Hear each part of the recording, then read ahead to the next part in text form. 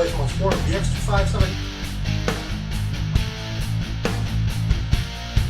Hey, welcome to Half the Battle.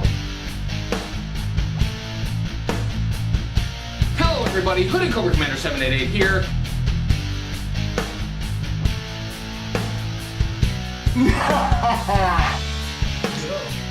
Take cover, we're under attack!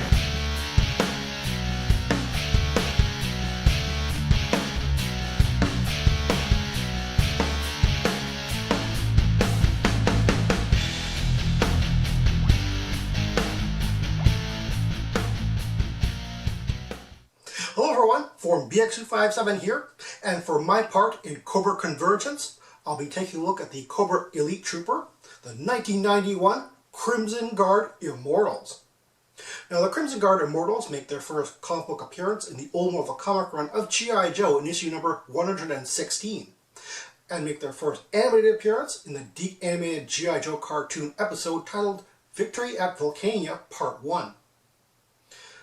Now, if you're wondering about the whole Immortals thing at the end of the Crimson Guard name, it's not explained, neither in the cartoon or the comic books. It's really left up to the collectors to decide whether the Immortals are anything different from the 1985 Crimson Guard originals. As a matter of fact, it's not even explained on the file card if there is a difference. First, we'll take a look at the Crimson Guard Immortals accessories. He comes with a dual missile launcher,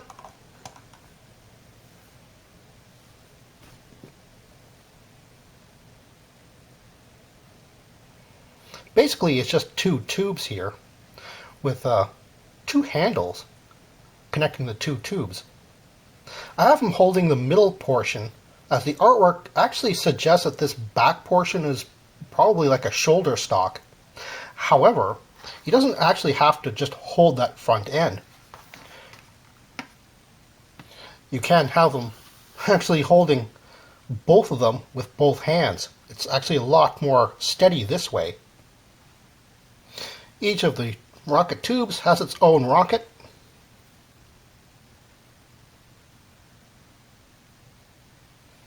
And you can see that each of these rockets actually has a little stick pointing out the back end, and that is because, proudly proclaimed on the package, is that the weapon really shoots. Asterisk.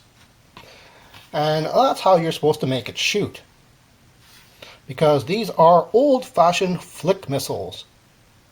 Something that Hasbro sort of dallied with in 1990 and 1991, but quickly replaced with proper spring-loaded missiles, thank goodness.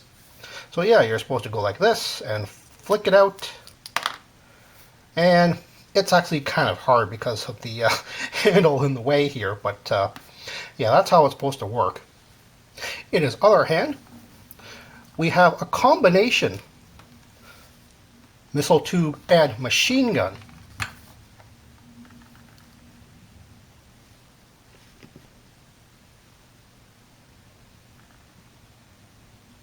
The missile tube being on the top and the machine gun being on the bottom.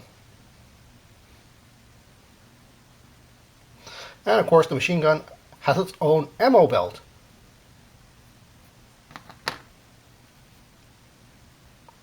Personally, I find this actually really nice. Mostly because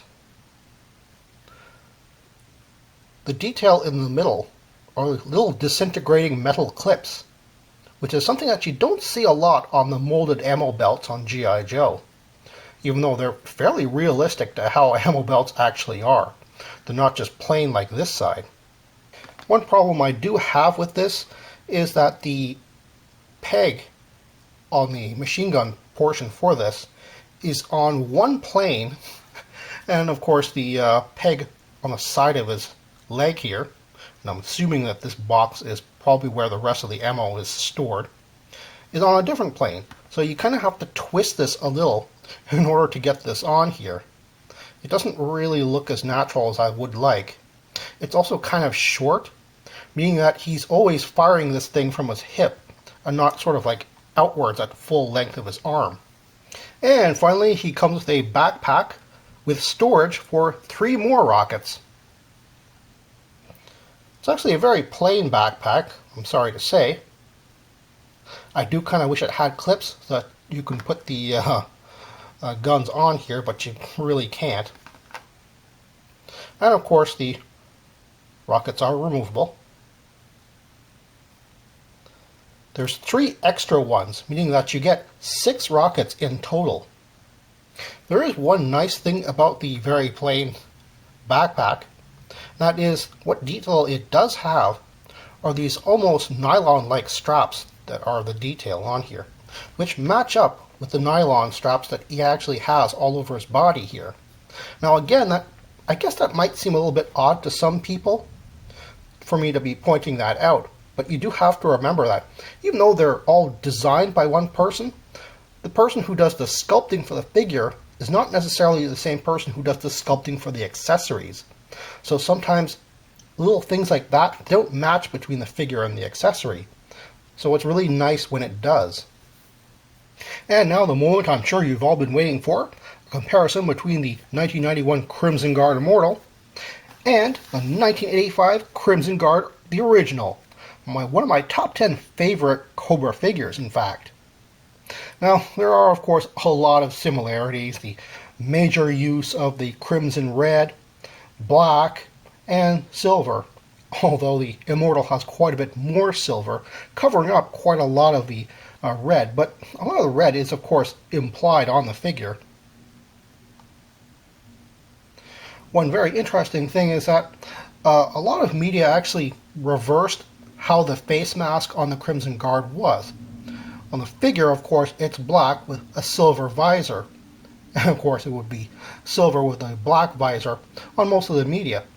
However, they've gone and actually expanded on that rather nicely, I would say, on the Crimson Guard Immortal, whereas his visor is far more visor-like. So it's far easier to accept that as silver, because that's more of a UV reflective material, which you would normally see. And if you're wondering about the symbols on their arms, they are, in fact, exactly the same. With the Crimson Guard Immortal fully accessorized, now you can see the stark contrast between the 1991 Immortal and the 1985 Original. The Original is wearing an unpractical dress backpack, and he has this just one single rifle with a bayonet. He really winds up coming off as a Cobra Trooper in dress uniform.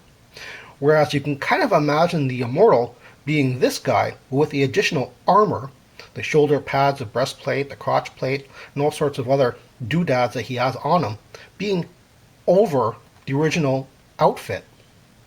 But more than that, he comes with accessories that are more or less heavy weapons combat and support weapons, which kind of goes against the idea that he is a Crimson Guard who is an intelligence officer, but when he's not doing that, he's protecting and guarding the Cobra Command.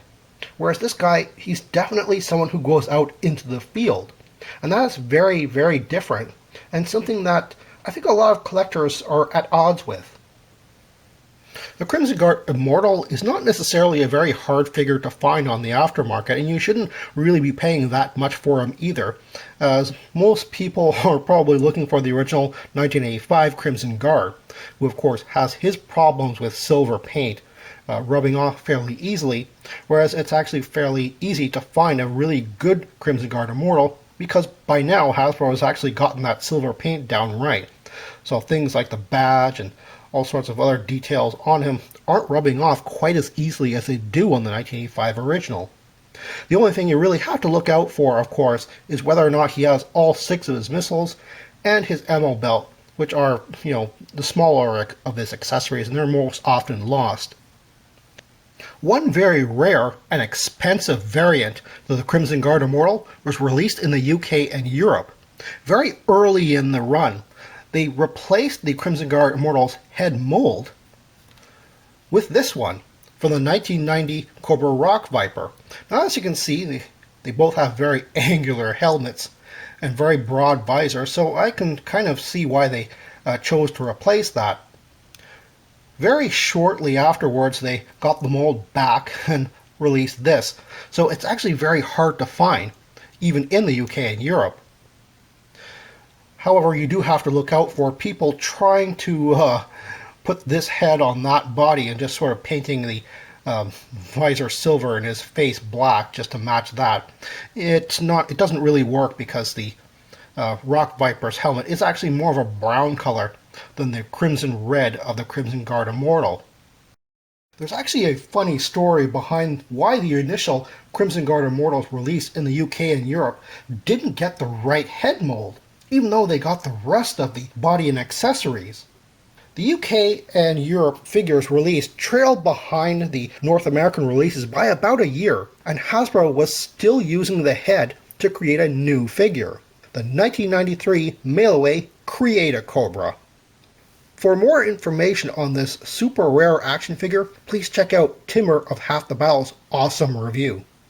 I wouldn't doubt the rarity of this figure is due to Hasbro US having to stop production early to return the head mold to Hasbro UK for the rest of the Crimson Guard Immortal production run.